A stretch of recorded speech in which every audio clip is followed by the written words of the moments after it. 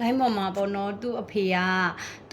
လိုင်းပေါ်မှာပေါ့နော်သူ့ဖေကသူ့သမီးကိုအမွေပေးတယ်ဆိုပြီးမှဖျားစာလေးရွတ်တယ်ပေါ့နော်ဝေကတိတ်ရွတ်လေးရွတ်ထားမရှိတော့တရားစာလေးကိုမေ့နေရပေါ့နော်ညီမလေးအဖေနဲ့ညီမလေးကိုအဲ့လိုကြိလိုက်တဲ့ခါကျတော့အရန်ကောင်းတယ်နော်တည်ရမလားအဖေကအမွေပေးတဲ့ဟာလေးပေါ့နော်ဒါမဲ့ဝေတို့အဖေကလည်းအမွေပေးခဲ့တယ်ပေါ့နော်အဲ့ဟာလေးကလေဘာလဲဆိုဝေကအရင်တုန်းကပေါ့နော်အလှပြင်ဆိုင်တွားလုပ်တဲ့ခါကျတော့ဒီ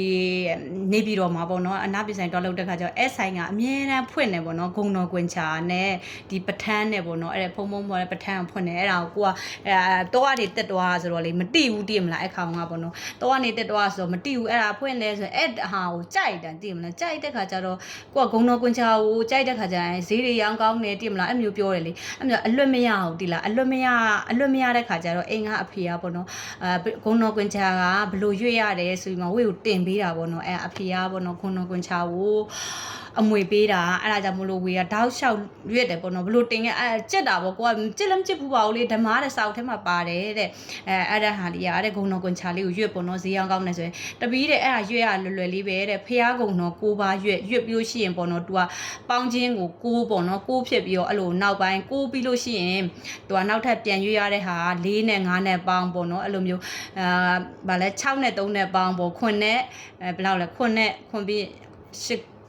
ခွန်းနဲ့နှစ်နဲ့လားမသိတော့ခွန်းနဲ့နှစ်နဲ့ပေါင်းဟုတ်တယ်ခွန်းနဲ့ကိုမေးကိုရပြီးတော့ကိုတော့ကြောင်ရရတော့ဒါပေမဲ့ပြောပန်းနီးဆိုရင်မေ့တာလို့အဲ့လိုမျိုးပေါ့နော်ရှင်းနဲ့တစ်နဲ့ပေါင်း9ပေါ့နောက်ပိုင်းဆုံးရင်9ပေါ့နော်အဲ့လိုမျိုးလေးတွေကိုအဖေကပြောပြတဲ့ခါကျတော့ပေါ့နော်အဲ့ဂုံတော်ကွန်ချာကိုရခဲ့ပါတယ်လို့အဖေရဲ့ကျေးဇူးပေါ့အဖေနောင်တန်တရားဘွားမှာပေါ့တမီးကိုအဲ့လိုမျိုးတရားစာရွတ်ပေးတဲ့အဖေကောင်းရမွန်ရရောက်ပါစေပေါ့နော်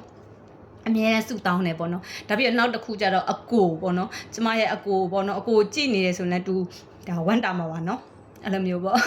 အဲ့လိုပြောရင်နဲ့တည်ရမလား